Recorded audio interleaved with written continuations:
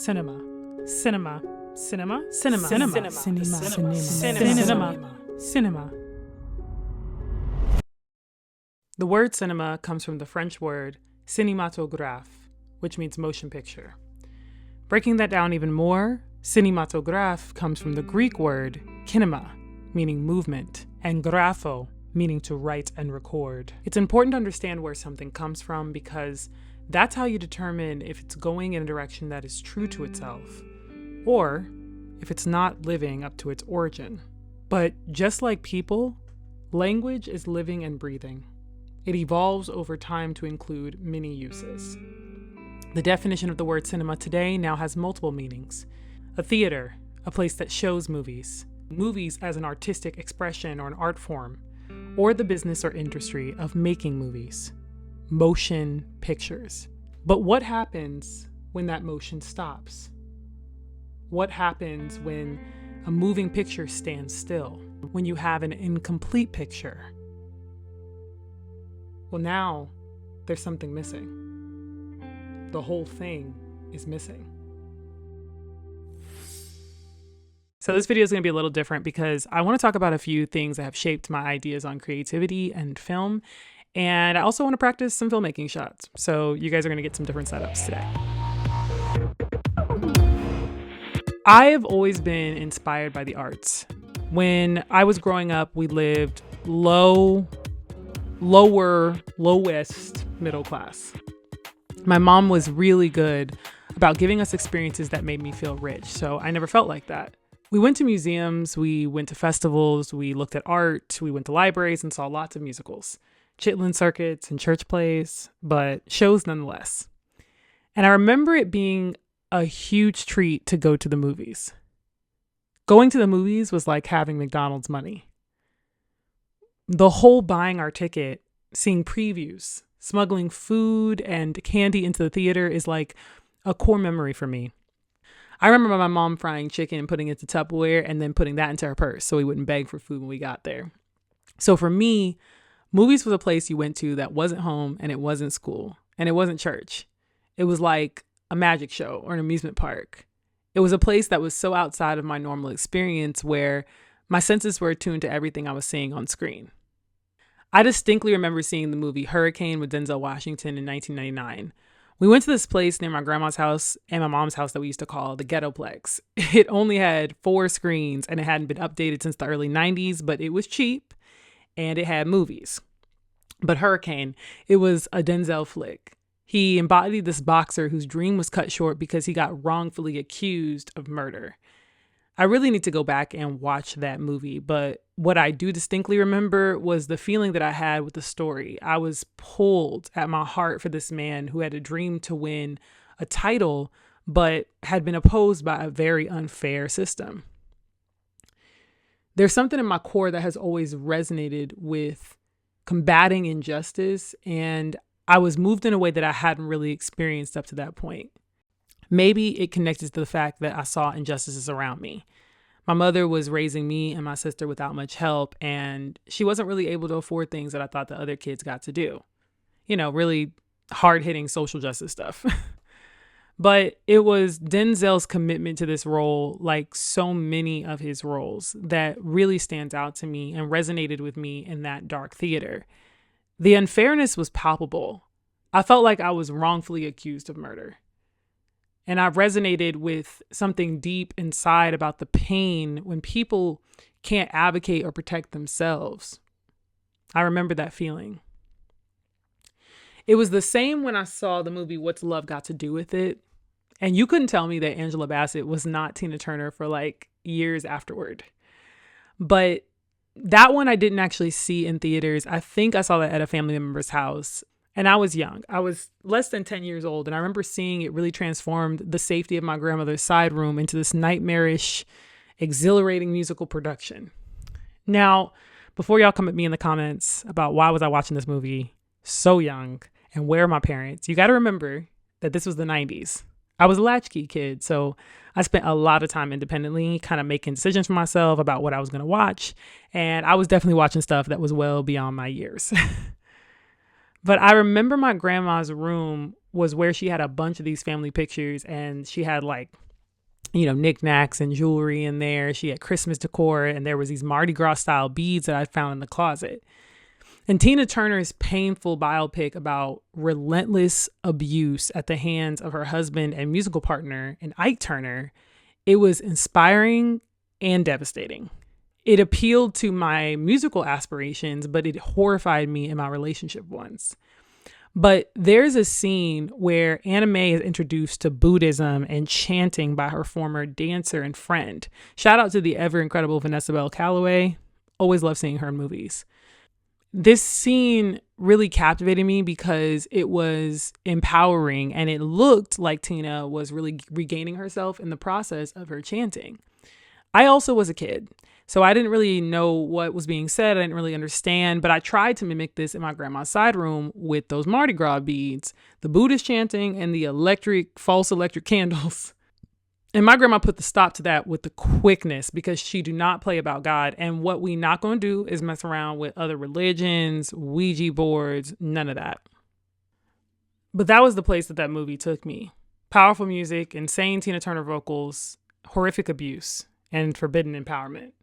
The next place that movies took me to was Big Mama's table for some collard greens, ham hocks, chitlins, and sweet potato pie.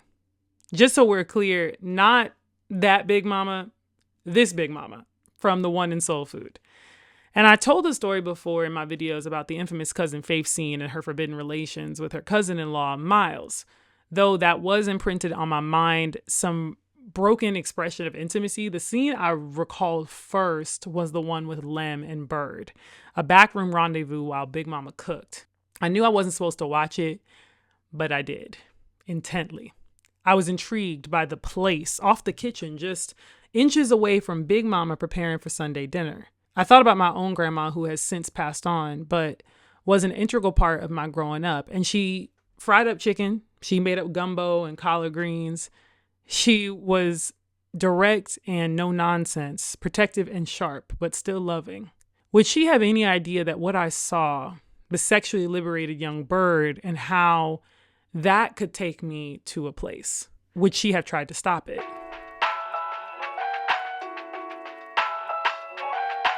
I had a subscriber say in a comment once that they wondered why my videos felt like a therapy session, or like something that you would do in therapy. Ask questions, think deeply about your experiences, be challenged by the answers. Not sure if this was a critique or a compliment, but what I think they were saying was that pairing between vulnerably expressing one's thoughts and questioning that which is expressed comes together.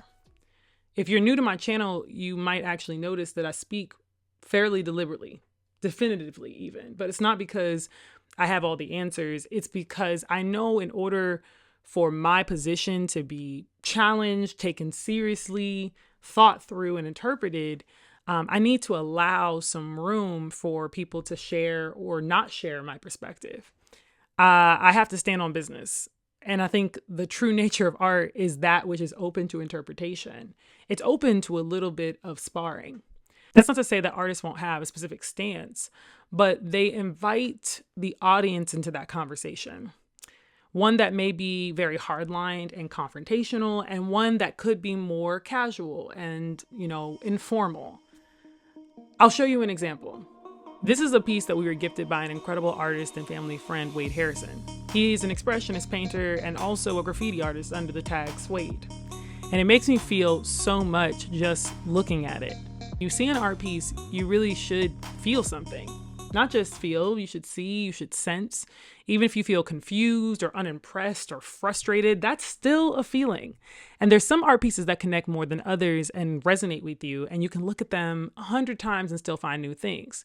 Cinema as an art form is like that. It creates feelings and emotions that you might not even fully remember the storyline or the individual plot points, but you remember what you felt like watching.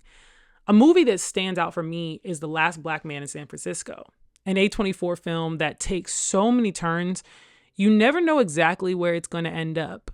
I remember watching it during the pandemic, and I was so involved and engaged and attached to it. It was really surreal and strange. I'm not even sure if a lot of people saw this movie when it came out, but the cinematography, the colors, the landscape of San Francisco, it's romantic, it's idealized, it's cut in half by the acting and the emotion between the characters and the story. This may have also been my first intro to Jonathan Majors, which is pretty difficult considering all of his talent being overshadowed by court cases, toxic relationships, and Coretta Scott King. God rest that woman's soul. It was something that I saw and it really captivated my attention beyond the time that I saw it. Now that's art. That's cinema. Another incredible filmmaker and friend of the channel, Paul J. Arama Cruz, with the piece The Soul of the Black Man. I saw this in 2020 and it has not left my heart and mind since I saw it. I've probably watched it 20 times, no exaggeration. And I won't even attempt to tell you why and how it's awe-inspiring, because I'll just say I've never seen a film that impactful since ever. Seriously. You can go over there and run it up on his YouTube channel, subscribe, tell him I sent you, because I'm telling you, the color, the composition, the soundscape, the music is so impeccable. There's just only so much work that you see in a lifetime that makes you rethink what's possible. And that's really what that short film did for me. It is hot in here, y'all. It is warm. I don't have that many lights on, but I have enough. You know what I'm saying? Little iced coffee break. Does that make me bougie? Iced coffee? I don't care. I am burning up. Y'all know it's like 100 degrees outside. It's so hot. And art is subjective, right? So please don't hear me say that we all need to have the same connection to the works that I mentioned, or that just because something is mainstream, it doesn't mean it's not art. I do think that's a trap to get into creatively. Because sure, is most mainstream stuff gonna be for the broadest audience possible? Yes. That is capitalism for you. Everything is monetized. And so it's not to say that there won't be some great stuff that comes out that has corporate interest or with a lot of money behind it. But cinema as a business, as an industry, that's probably where I sigh the loudest, because it is exhausting. You know, artists deserve to be paid their worth, and artists need money to fund projects. Without artists and creative people, we really lose our culture and our identity. And that's not an opinion. It's just true. But one of the main things I love to do is support art, cinema, business that is grassroots, stuff that's coming from makers who don't have a ton of corporate investors on the list, so that they can keep the integrity of the art intact. I came across this fundraiser for this movie, Naledi, an animated film directed and written by a female director. I was blown away by the artistry and the animation, but even more so the heart behind the project in the director Lola Aiken. So when I say that cinema as a business can be beautiful and important, this is what I mean.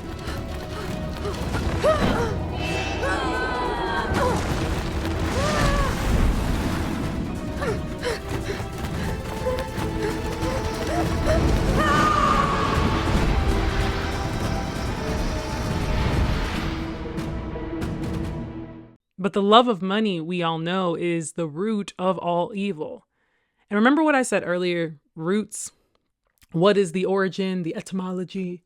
Trauma as business has always been unethical. So anytime you monetize body cam footage, breaking news headlines, it ceases to be human. Great art being great pain is a business model that our culture is not going to give up without a fight. The Color Purple reboot as a musical proved that to be true. And I have so many mixed feelings about this being a box office flop. Where do I even begin?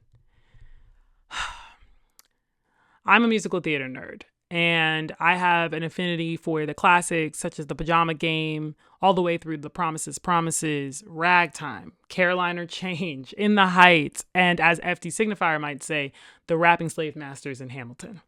I saw The Color Purple on Broadway twice. The first time I saw it with LaShawne's in the role of Celie, and the second time with Fantasia in 2008.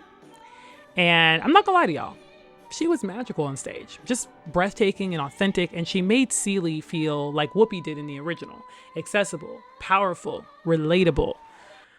But even though I don't hate The Color Purple like many of some of my Black male friends have told me they do, I don't think it needed reprising. The cast was undoubtedly talented, committed, but the math did not math. It made zero sense. Horrific abuse and unspeakable tragedy equals a Christmas opening weekend. The audience, the marketing, the visuals that barely capture the energy of the stage show. I'm not sure what they were doing with this film. It was surprising how unmemorable it was. But there's something about failure at this large scale that with that $100 million price tag and the likes of Oprah facing scrutiny for those production costs and not paying actors, you can't help but feel that this greed, pride, and lack of wisdom just led to its downfall. It really felt like sabotage. Because when you look at cinema as a business, you're looking at ROI. It's obvious that sacrifices are made to get the biggest return on investment. But just as machines started to replace human beings in factories during the Industrial Revolution, industry heads are looking not just to recoup their money, they want to 5x their return like this is Las Vegas. They're gambling addicts and they are waiting for their next fix, just hoping to hit it big on something that doesn't have a ton of artistic integrity. And that's not to say that the fictional historical narrative that Alice Walker penned wasn't stayed true to. But squeezing the juice out of a fruit twice squeezed just eeks of insatiable greed, and the likes of which would not care if this actually encouraged even less investment in Black female-led projects on the whole. I think I'm getting away from my point.